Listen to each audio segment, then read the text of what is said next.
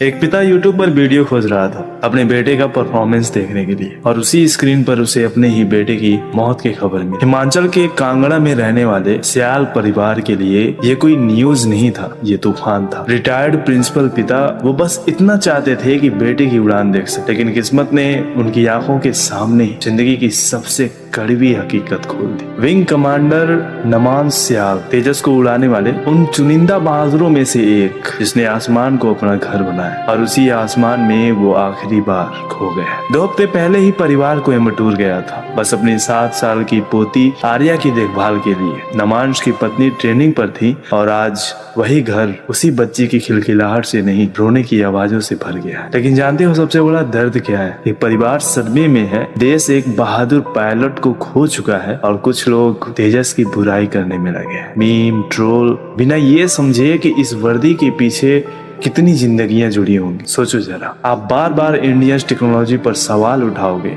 तो कल कौन सा बेटा इस देश के लिए आसमान छूने जाएगा? कौन उड़ाएगा तेजस? कौन संभालेगा ये सरहदें? हादसा हुआ है, ये सच्चाई है, और हादसे किसी भी मशीन से हो सकते हैं। F-16 गिरा, राफेल गिरा, सुखोई गिरा। हादसा देसी विदेशी देख कर नहीं होता है, बड़े बड़े देशों में होते रहते हैं। लेकिन इस समय सबसे जरूरी क्या है? इंटरनेट पर उंगलियां चलाना या एक शहीद पायलट के परिवार की भावनाओं को समझना, उनकी बेटी के आंसू समझना, उस बाप की खामोशी समझना जिसने अपने बेटे को यूनिफॉर्म पहनाया था और अब उसी बेटे की तिरंगे से ढकी तस्वीर देख रहा है। भारत किसी बहस का नाम नहीं है, तेजस किसी मीम का विषय नहीं, ट्रोल होने का विषय नहीं है। ये हमारे साहस और हमारे वैज्ञानिकों और हमारे जवानों की मेहनत का नतीजा। जांच होनी चाहिए, बिल्कुल होनी चाहिए, सख्त और पारदर्शी होनी चाहिए ताकि सच सामने आए, ताकि अगली उड़ान और भी सुरक्षित हो सके। लेकिन एक बात याद रखो, टेक्नोलॉजी को सुधारा जा सकता है, लेकिन नमाज जैसे लोग दोबारा नहीं मिलते। थोड़ा रुक कर सोचो,